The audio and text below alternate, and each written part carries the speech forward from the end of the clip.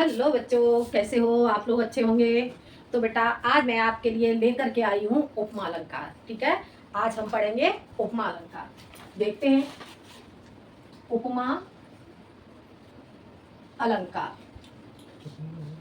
ठीक है, उपमा अलंकार में देखते हैं बेटा, उपमा उपमा किसे कहते हैं?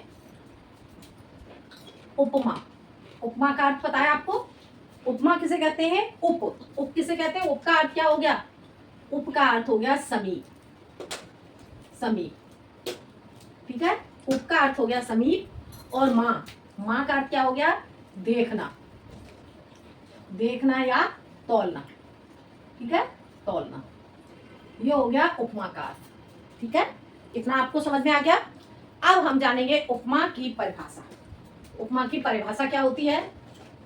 परिभाषा, उपमा की परिभाषा क्या होती है? जहां एक वस्तु को दूसरी वस्तु के समान माना जाता है उसे उपमा अलंकार कहते हैं। ठीक है, क्या होती है उपमा अलंकार की परिभाषा? जहां एक वस्तु की तुलना दूसरी वस्तु से की जाती है उसे हम उपमा अलंकार कहते हैं। ठीक है, तो देखते हैं उपमा अलंकार की परिभाषा।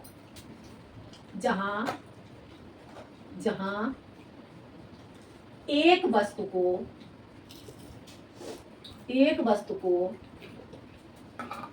दूसरी एक वस्तु को दूसरी वस्तु के समान, एक वस्तु को दूसरी वस्तु के समान माना जाता है उपमा अलंकार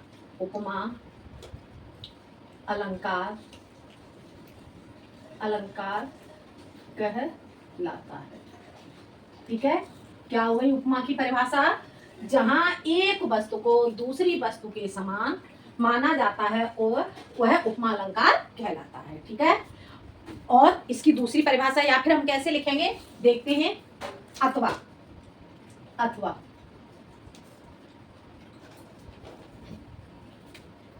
अथवा इसकी परिभाषा हम क्या लिखेंगे?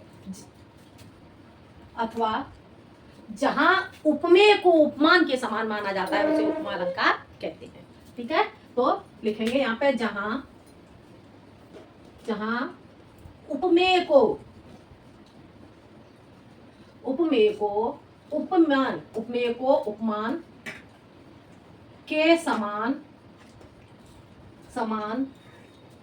उपमा अलंकार कहलाता है।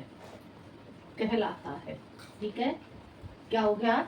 जहां उपमेय को उपमान के समान माना जाता है उपमा अलंकार कहलाता है। ठीक है, आ गई परिभाषा आपको समझ में? उपमा का अर्थ क्या हो गया? समीप, देखना या तौलना।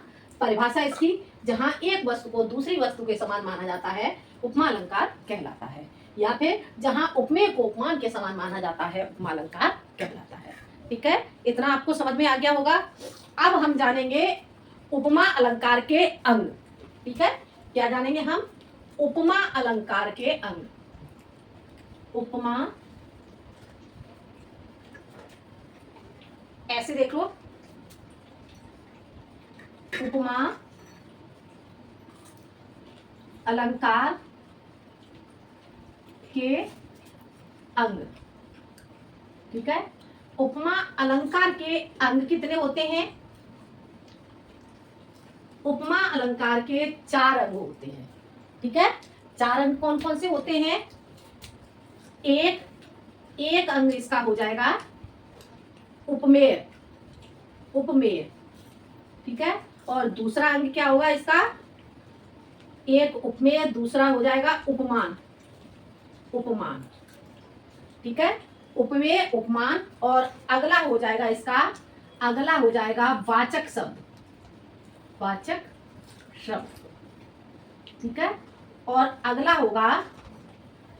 हो जाएगा इसका साधारण धर्म।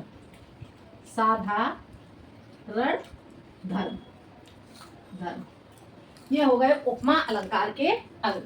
ठीक है, कौन कौन से हो गए? उपमेय, उपमान, वाचक शब्द और साधारण धर्म। ये उपमा अलंकार के अंग हो जाते हैं। ठीक है, अब हम उपमा अलंकार के अंग में सबसे पहले हम पढ़ेंगे पहला अंग इसका उपमेय। उपमेय क्या होता है देखते हैं।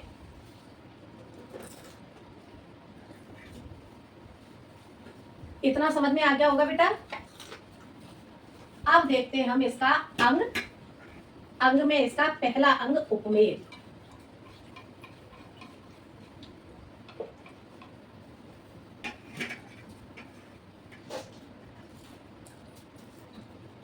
देखो, उपमा अलंकार के चार अंग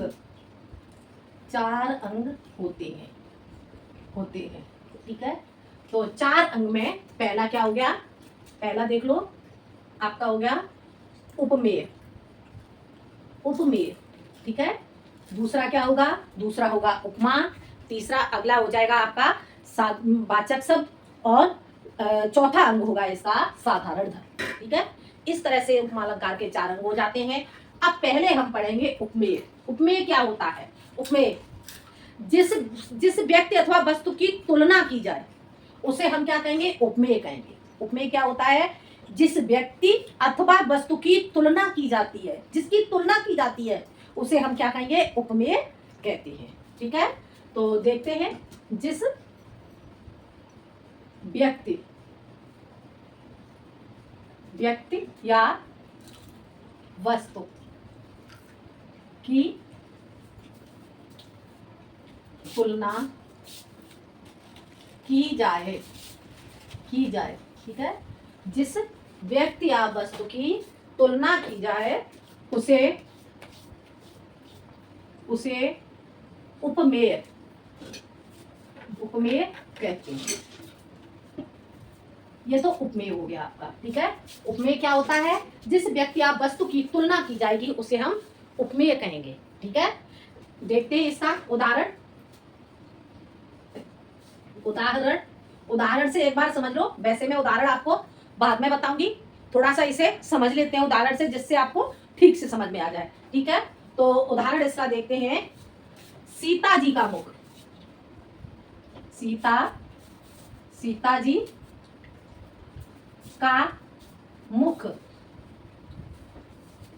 जी का मुख चंद्रमा के समान है।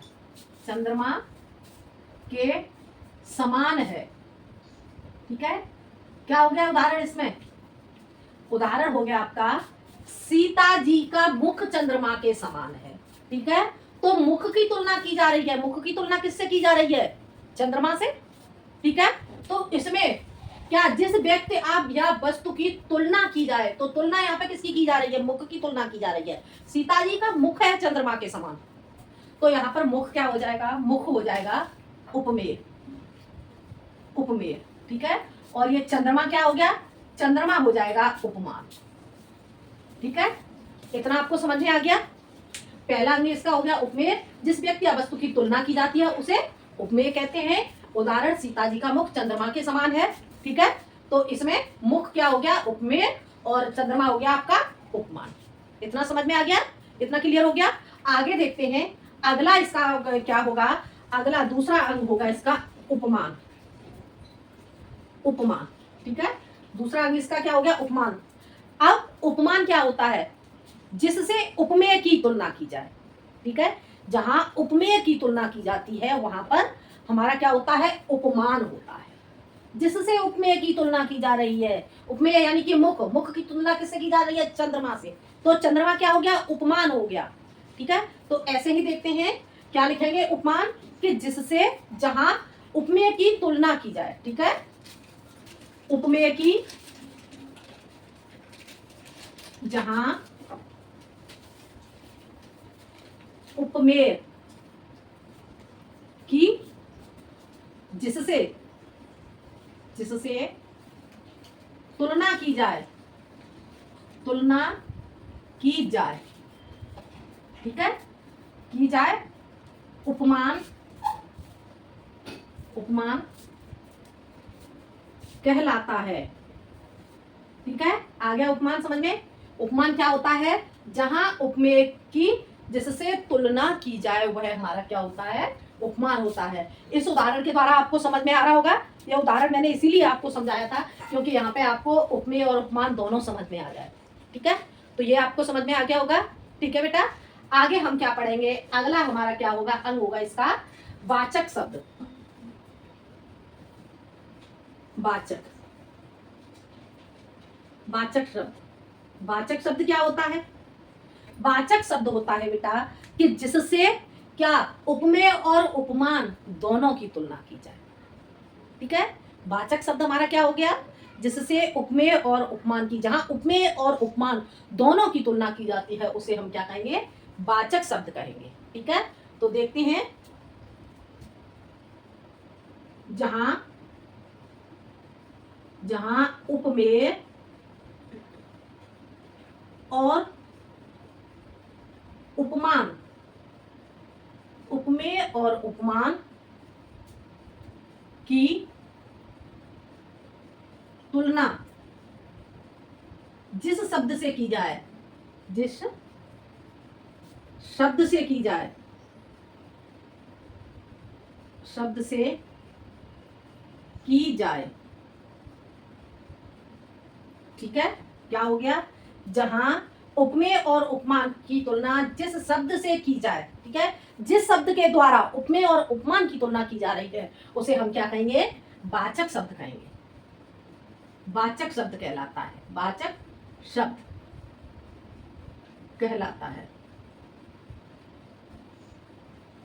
जहां उपमेय और उपमान की तुलना जिस शब्द से की जाए, जिस शब्द के द्वारा की जाए। ठीक है, जिस शब्द के द्वारा, ठीक है ऐसे लिख लो, जिस शब्द के द्वारा की जाए वहां वाचक शब्द कहलाता है। हो गया क्लियर, समझ में आ गया। जहां उपमेय और उपमान की तुलना जिस शब्द के द्वारा की जाती है वह क्या कहलाता है, वाचक शब्द कहलाता है। हो गया क्लियर, समझ में आ गया इतना। आगे देखते हैं, अगला अंग क्या है इसका, अगला अंग है इसका साधारण धर्म। ठीक है, तो आगे हम पढ़ेंगे साधारण धर्म।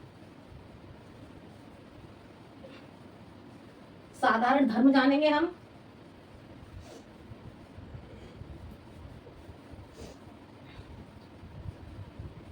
साधारण धर्म क्या होता है,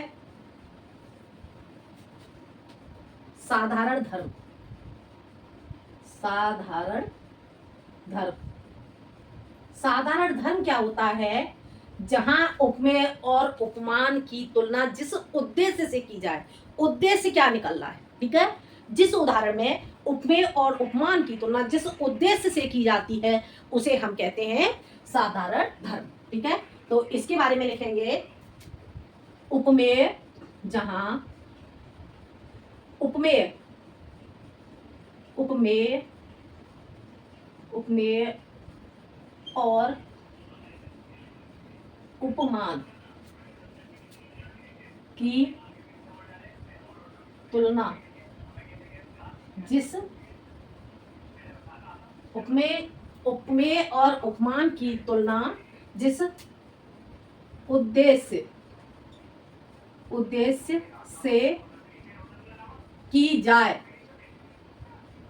की जाए उसे, उसे साधारण धर्म कहते हैं, साधारण धर्म कहते हैं। समझ में आ गया, जहां उपमेय और उपमान की तुलना जिस उद्देश्य से की जाए उसे हम साधारण धर्म कहते हैं। ठीक है, इतना आपको समझ में आ गया होगा बेटा। अब देखते हैं हम इसका उदाहरण, देख लो पहले एक उदाहरण क्या होगा इसका, उदाहरण, उदाहरण, उदाहरण इसका मानो उदाहरण यहाँ पे ले लिया मैंने, पीपर पात सरिसमन डोला। पीपर पात, पीपर पात, पीपर पात सरिस, सरिसमन डोला। ठीक है, ये आपका हो गया उदाहरण। उदाहरण क्या हो गया, पीपर पात सरिसमन डोला। अब देखते हैं हम, अब इसमें समझेंगे इसमें उपमेय क्या है, उपमान क्या है, साधारण धर्म क्या है। ठीक है, और वाचक शब्द क्या है, ये चीज हम इसमें जानेंगे। ठीक है, तो पीपर पात, पीपर पात क्या हो गया, ये हो गया हमारा पीपर पात। पीपर पात हो गया हमारा उपमान। उपमान, ठीक है, पीपर पात हो गया उपमान। और इसके बाद सरिस। सरिस क्या हो गया, सरिस हो जाएगा हमारा वाचक शब्द। वाचक शब्द, ठीक है। और मन, मन क्या हो जाएगा हमारा, मन हो जाएगा हमारा, मन क्या होगा हमारा, ऐसे देख लो, मन हो जाएगा हमारा, मन हो जाएगा वाचक उपमान। उपमान, ठीक है। और डोला, डोला क्या हो जाएगा, डोला हो जाएगा यहाँ पर हमारा साधारण धर्म। डोला, डोला हो गया साधारण धर्म, ठीक है। इसमें आपको समझ में आ गया इस उदाहरण में, पीपर पात सरिसमन डोला। इसमें पीपर पात हो गया आपका उपमान, सरिस हो गया आपका वाचक शब्द, मन हो गया मन हो गया आपका उपमान, सॉरी पीपर पात आपका हो जाएगा उपमेय। क्या हो जाएगा पीपर पात, पीपर पात आपका हो गया उपमान, मन हो जाएगा आपका उपमेय, ठीक है। मन क्या हो जाएगा आपका उपमेय। उपमेय, मैंने एक ही शब्द लिख दिया बेटा। पीपर पात हो गया आपका उपमान, सरिस आपका हो गया वाचक शब्द, मन हो गया आपका उपमेय और डोला हो गया आपका साधारण धर्म, ठीक है। इतना आपको समझ में आ गया। पीपर पात उपमान, सरिस वाचक शब्द, मन हो गया उपमेय और डोला हो गया साधारण धर्म। ये आपको समझ में आ गया होगा इतना। अब हम जानेंगे उपमा अलंकार के भेद, ठीक है। उपमा अलंकार के भेद, उपमा अलंकार, उपमा अलंकार के भेद, ठीक है। उपमा अलंकार के भेद क्या होते हैं बेटा, उपमा अलंकार के भेद होते हैं, 4 ही उपमा अलंकार के भेद होते हैं, ठीक है। कौन कौन से भेद होते हैं, एक आपका हो जाएगा यहाँ पे, एक हो जाएगा आपका पूर्णोपमा। पूर्णोपमा, ठीक है। एक हो गया आपका पूर्णोपमा, क्या हो गया पूर्णोपमा। और दूसरा क्या हो जाएगा, दूसरा हो जाएगा आपका लुप्तोपमा। लुप्तोपमा, ये हो जाएगा आपका लुप्तोपमा, ठीक है। एक हो गया आपका लुप्तोपमा और एक क्या होगा आपका, एक आपका हो जाएगा, क्या हो जाएगा रसनोपमा। रसनोपमा। और अगला आपका हो जाएगा, ये आपका हो जाएगा यहाँ पे आपका मालोपमा। मालोपमा, ठीक है।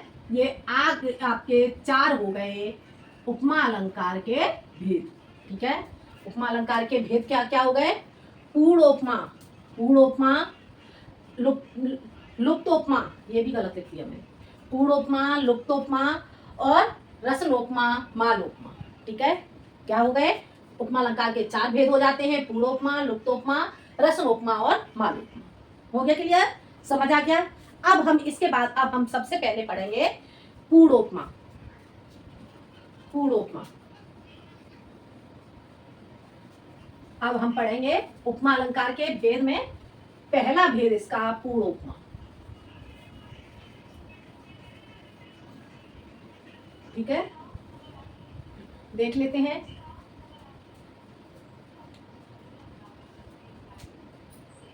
देखो उपमा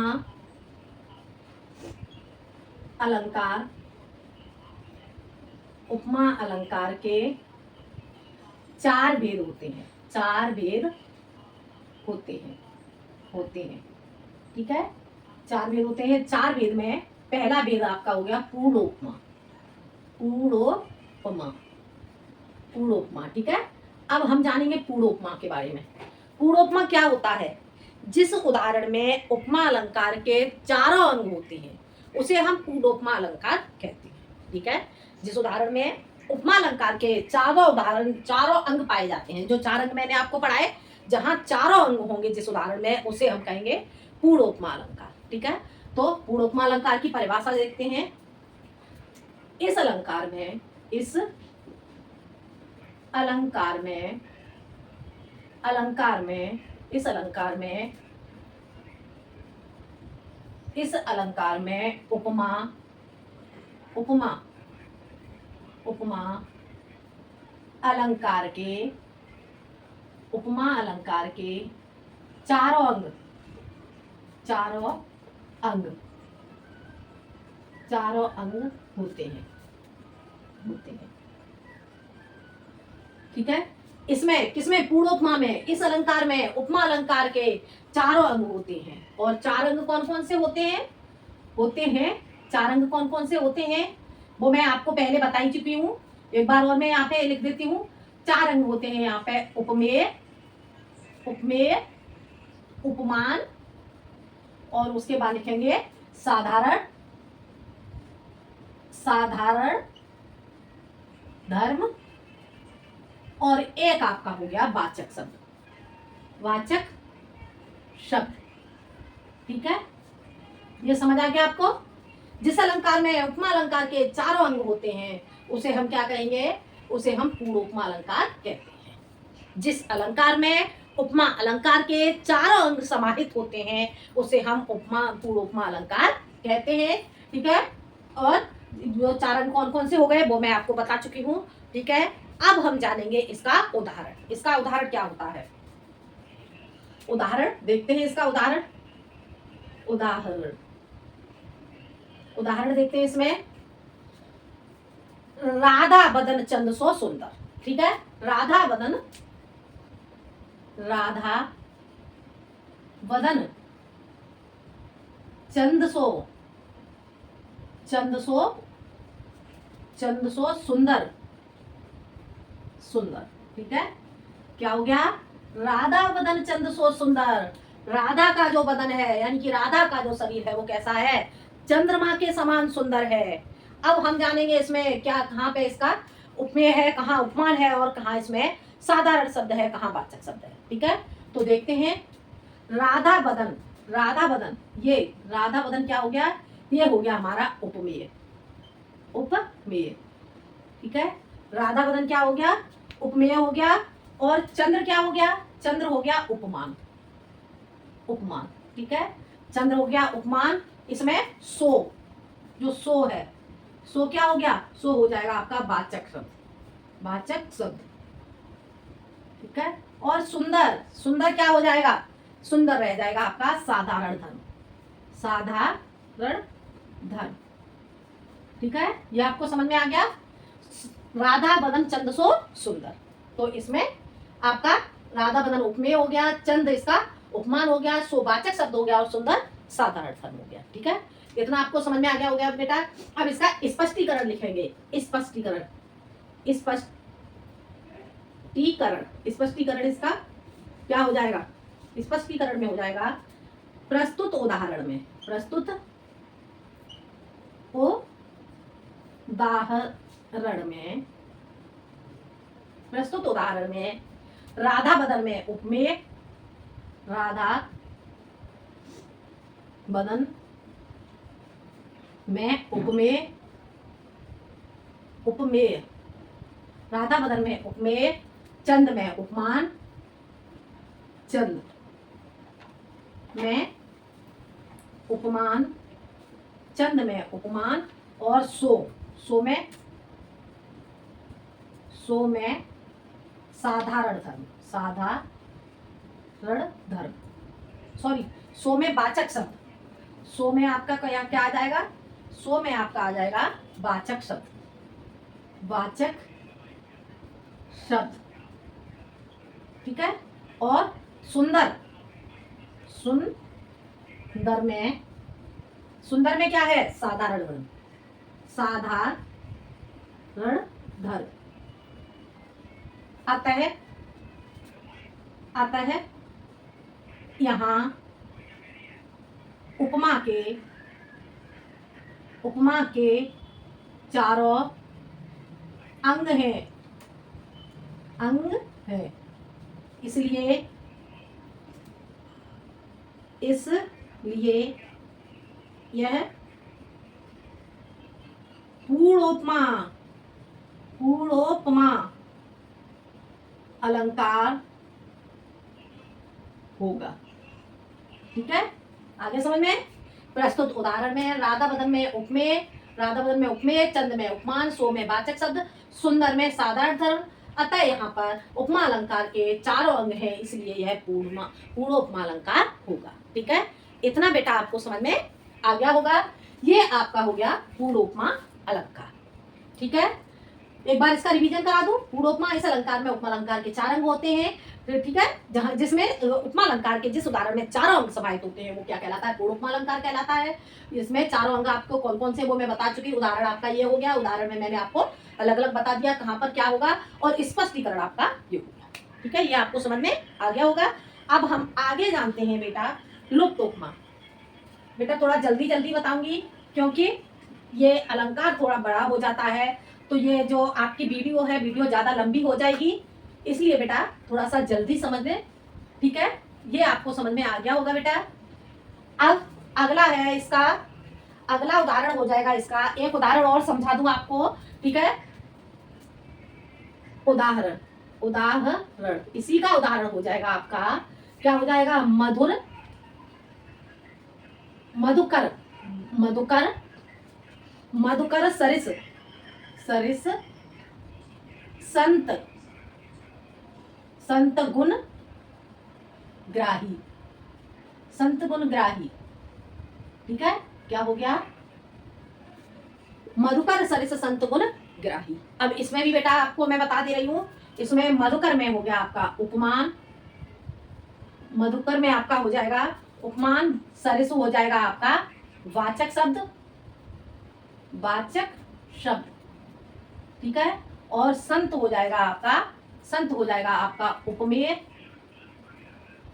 और ये गुणग्राही ये हो जाएगा आपका साधारण धर्म।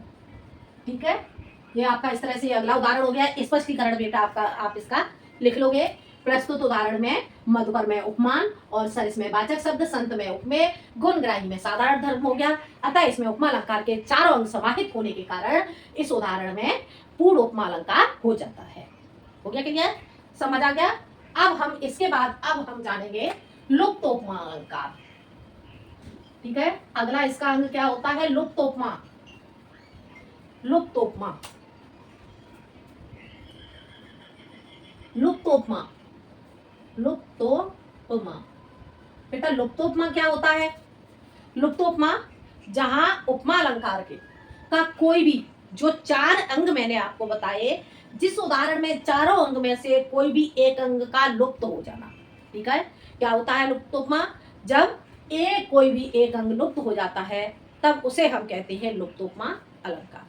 ठीक है, तो देखते हैं लुप्तोपमा अलंकार की परिभाषा। जहां जब जब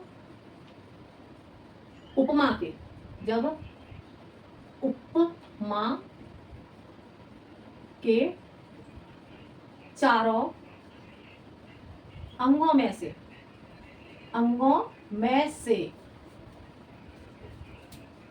कोई भी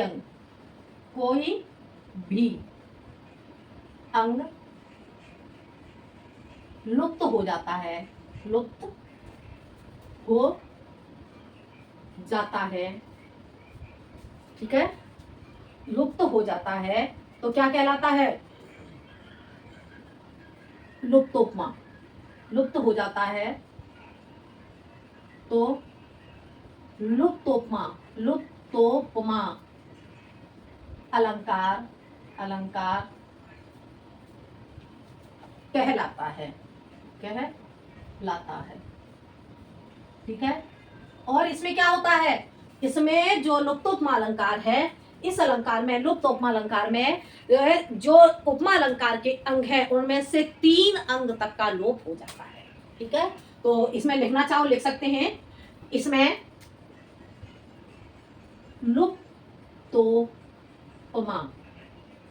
अलंकार में 3 अंगों तक का लोप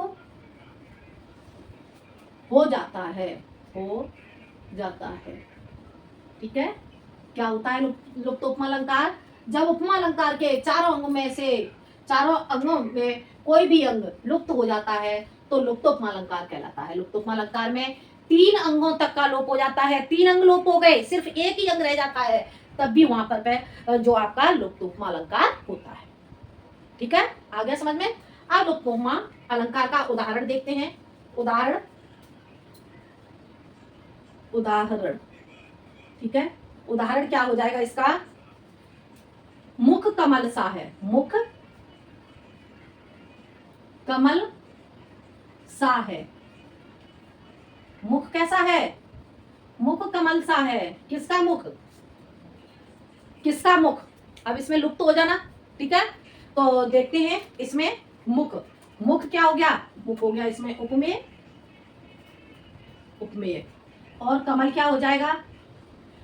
मुख हो गया आपका उपमेय और कमल हो जाएगा इसमें उपमान। उपमान, ठीक है। और सा, ये आपका क्या हो जाएगा? ये हो जाएगा आपका वाचक शब्द। वाचक शब्द, ठीक है। अब इसमें से लुप्त क्या हो गया? उपमेय हो गया, उपमान हो गया, वाचक शब्द हो गया। तो सीधी सी बात है, क्या लुप्त हो गया? साधारण धर्म। साधारण धर्म, साधारण धर्म, जो आपका साधारण धर्म है ये क्या हो गया? लुप्त हो गया। लुप्त हो गया, ठीक है। अतः ये क्या हो जाएगा आपका? लुप्त उपमा अलंकार हो जाएगा। ठीक है, आ गया समझ में? क्या हो जाएगा?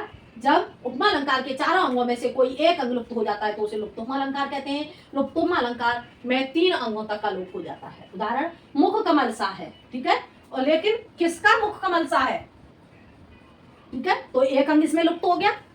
तो मुख हो गया आपका उपमेय, कमल हो गया उपमान, सा हो गया आपका वाचक शब्द, और इसमें साधारण धर्म आपका लुप्त हो जाता है।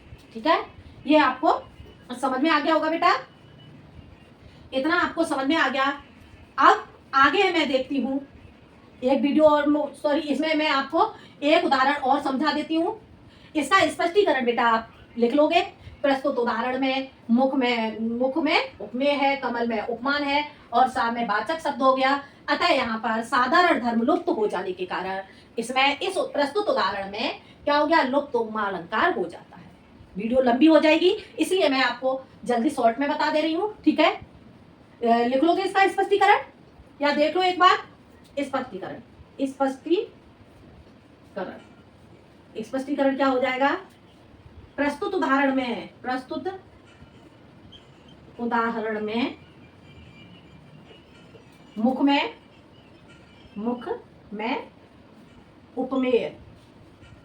उपमेय और कमल में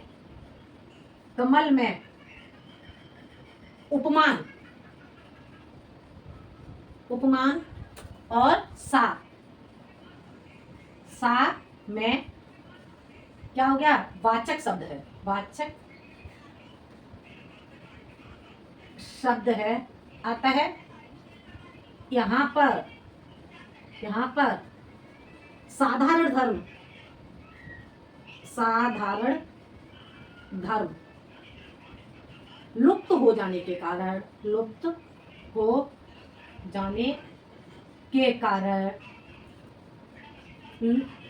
उपमा अलंकार है। लुप्त उपमा अलंकार है। ठीक है, ये आपको समझ में आ गया। अगला उदाहरण देखते हैं बेटा इसका। अगला उदाहरण इसका देखेंगे।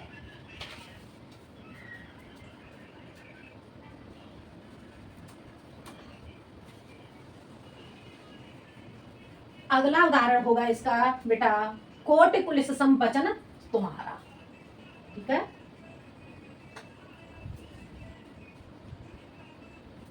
कोटि, उदाहरण, कोटि पुलिस सम वचन तुम्हारा। ठीक है, क्या हो गया उदाहरण आपका? कोटि पुलिस सम वचन तुम्हारा। ठीक है, अब इसमें कोटि पुलिस में क्या हो जाएगा? कोटि पुलिस में आपका हो जाता है उपमान। ठीक है, कोटि पुलिस में आपका हो गया उपमान और सम वाचक शब्द हो गया। सम आपका हो गया वाचक शब्द। ठीक है, और वचन तुम्हारा में क्या हो गया, वचन तुम्हारा में हो गया आपका उपमेय। ठीक है, अब इसमें भी आपका क्या हो गया, साधारण धर्म लुप्त, साधारण धर्म लुप्त होने के कारण, लुप्त होने के कारण क्या है, लुप्त उपमा अलंकार है, लुप्त उपमा अलंकार है। ठीक है, समझ में आ गया बेटा। अब इसके बाद आता है आपका अगला रसनोपमा अलंकार। बेटा अब ये आप इसका जो स्पष्टीकरण है वो अपने आप लिख लेना। ठीक है, ये अलंकार आपका बड़ा है। अब आ जाएगा आपका रसनोपमा अलंकार।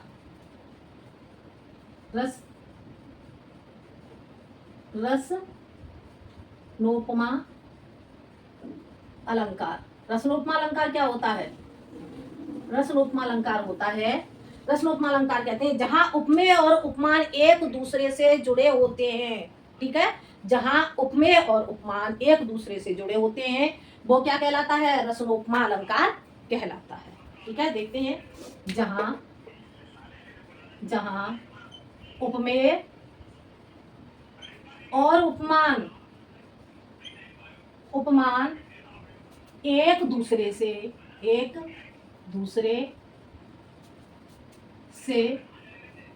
जुड़े होते हैं, रसनोपमा अलंकार, रसनोपमा अलंकार, रसनोपमा अलंकार कहलाता है। ठीक है, जहां उपमेय और उपमान एक दूसरे से जुड़े होते हैं वो रसनोपमा अलंकार कहलाता है। ठीक है, अब इसका उदाहरण देखो, उदाहरण इसका देख लो। उदाहरण इसका होगा सगुण ज्ञान सम उद्धम, सगुण ज्ञान सम उद्धम, सगुण ज्ञान सम उद्धम और उद्धम समफल जान, उद्धम सम फल जान, उद्धम सम फल जान। ठीक है, फल समान पुण्यदान है, फल समान पुण्य दान है, फल समान पुण्य दान है, फल समान पुण्य दान है। दान सरिस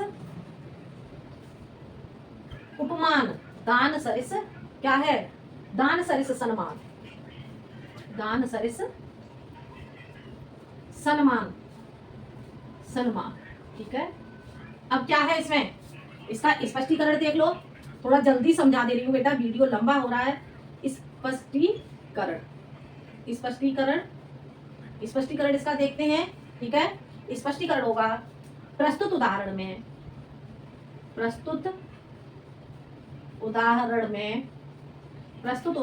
क्या क्या हो गया, प्रस्तुत उदाहरण में क्या हो गया, फल, प्रस्तुत उदाहरण में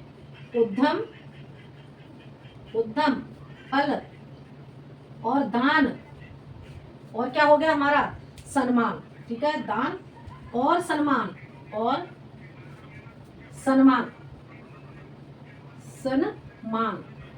ठीक है, दान और सम्मान, ये क्या है, उपमेय और उपमान, उपमेय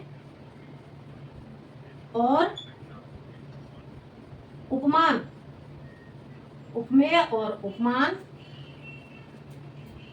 उपमेय और उपमानों के एक साथ जुड़े होने के कारण,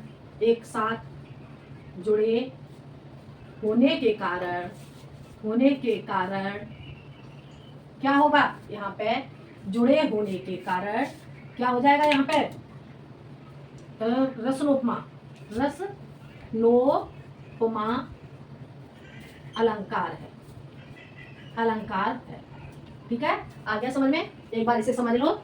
रसनोपमा अलंकार जहां उपमेय और उपमान एक दूसरे से जुड़े होते हैं प्रश्न उपमा अलंकार कहलाता है। उदाहरण इसका क्या हो गया, सगुण ज्ञान समोद्धम, उद्यम सम फल जान, फल समान पुण्यदान है, दान सरिस समान। ठीक है, और इसका स्पष्टीकरण क्या हो गया, इसमें उद्यम, फल और क्या हो गया, तुम दान और ये सम्मान, ये चारों क्या है, आपस में कड़ी की तरह से जुड़े हुए हैं।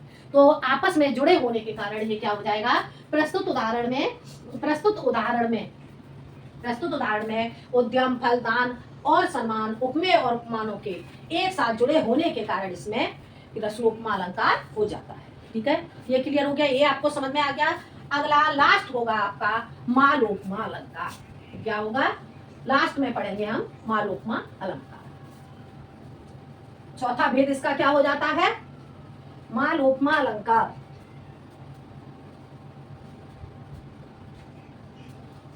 मालोपमा अलंकार, मालोपमा अलंकार। ठीक है, मालोपमा अलंकार का तात्पर्य क्या है, मालोपमा अलंकार क्या होता है, माला की तरह से एक कड़ी का जुड़ा होना। ठीक है, तो देखते हैं इसमें मालोपमा अलंकार। मालोपमा अलंकार का तात्पर्य, मालोपमा अलंकार का तात्पर्य है मालोपमा अलंकार का तात्पर्य है, क्या हो जाएगा, मालोपमा अलंकार का तात्पर्य, मालोपमा अलंकार का तात्पर्य है माला के रूप में उपमानों की श्रृंखला।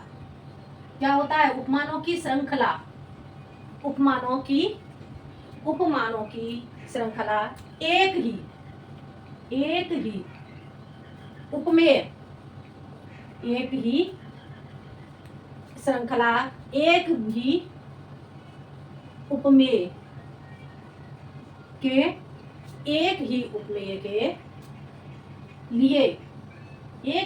के लिए जब क्या करते हैं, जब एक ही उपमेय के लिए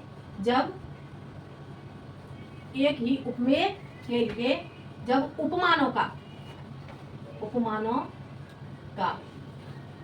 प्रयोग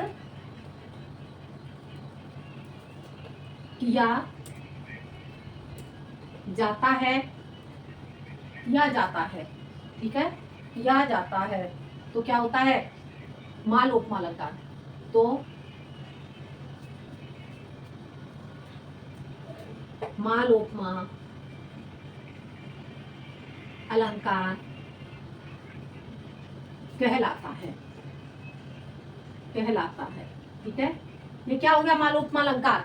मालोपमा अलंकार का तात्पर्य है, क्या तात्पर्य है, मालोपमा अलंकार का तात्पर्य है माला के रूप में उपमानों की श्रृंखला एक ही उपमेय के लिए जब उपमानों का प्रयोग किया जाता है तो वो क्या कहलाता है, मालोपमा अलंकार कहलाता है। ठीक है, उपमान माला के रूप में उपमानों की श्रृंखला। ठीक है, ये यहाँ फिर एक ही उपमेय के लिए जब उपमानों का प्रयोग किया जाता है तो वो मालोपमा अलंकार कहलाता है। मालोपमा का तात्पर्य क्या हो गया, माला के रूप में उपमानों की श्रृंखला का होना। ठीक है, हो गया क्लियर, समझ आ गया। अब देखते हैं हम बेटा इसका उदाहरण। ठीक है, उदाहरण क्या होगा, उदाहरण देखो इसका, उदाहरण इसका क्या होगा, मुख चंद्र सौ कमल के समान। ठीक है, मुख चंद्र सौ, मुख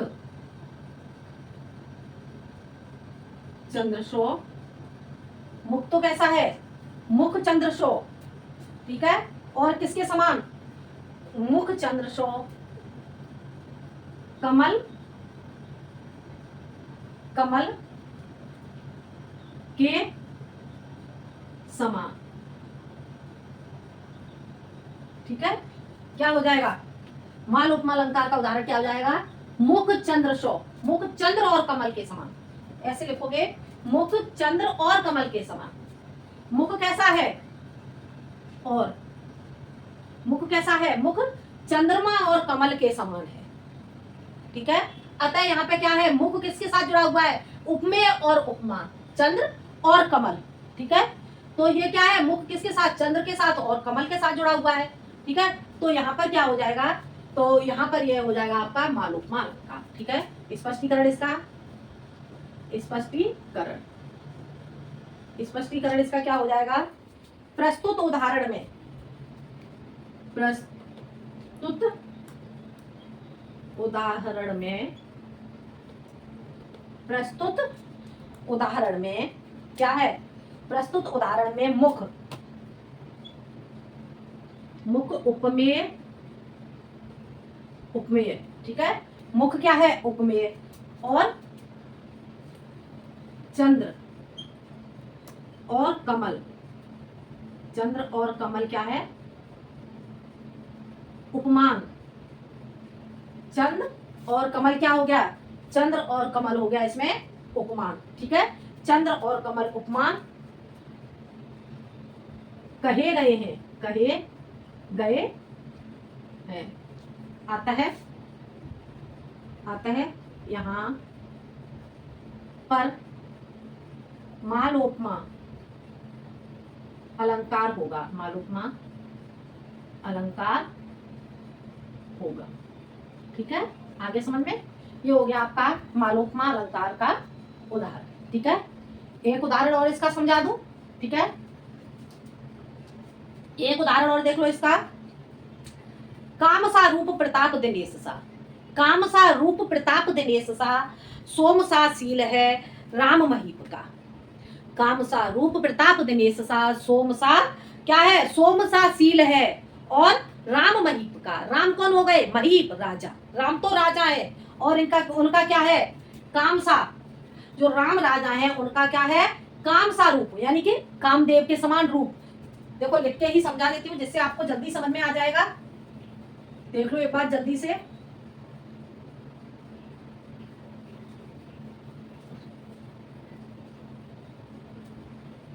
मालोपमा का दूसरा उदाहरण देखते हैं। इसका दूसरा उदाहरण, उदाहरण उदाहरण देखो। काम स्वरूप, काम सा रूप, काम सा क्या है? रूप, काम सा हो गया रूप, ठीक है।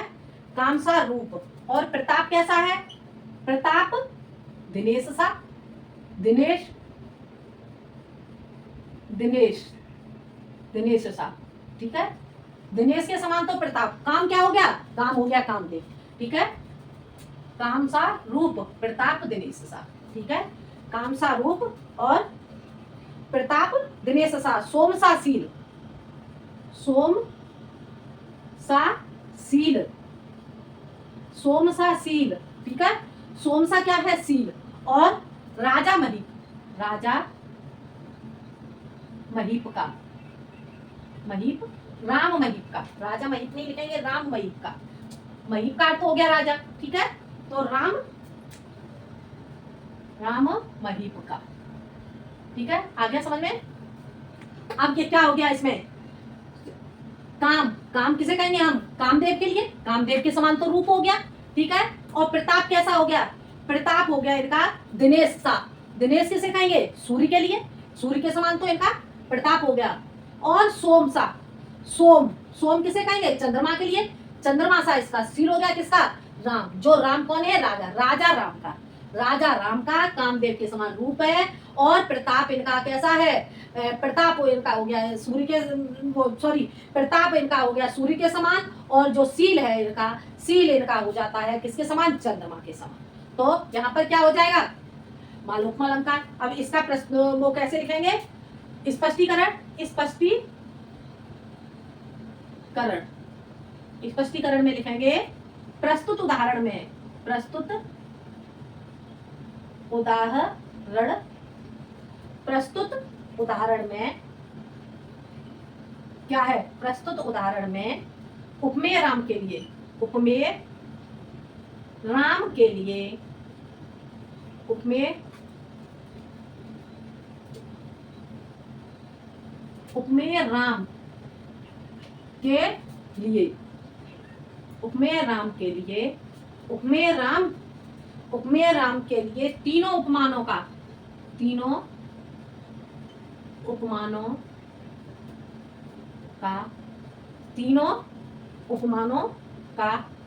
अ, जैसे अब ऐसे लिख दोगे, तीनों उपमानों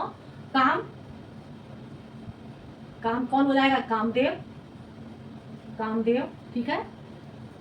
कामदेव के लिए तीनों उपमानों का कामदेव और दिनेश कौन हो जाएगा इसमें? दिनेश हो जाएगा इसमें सूर्य और सोम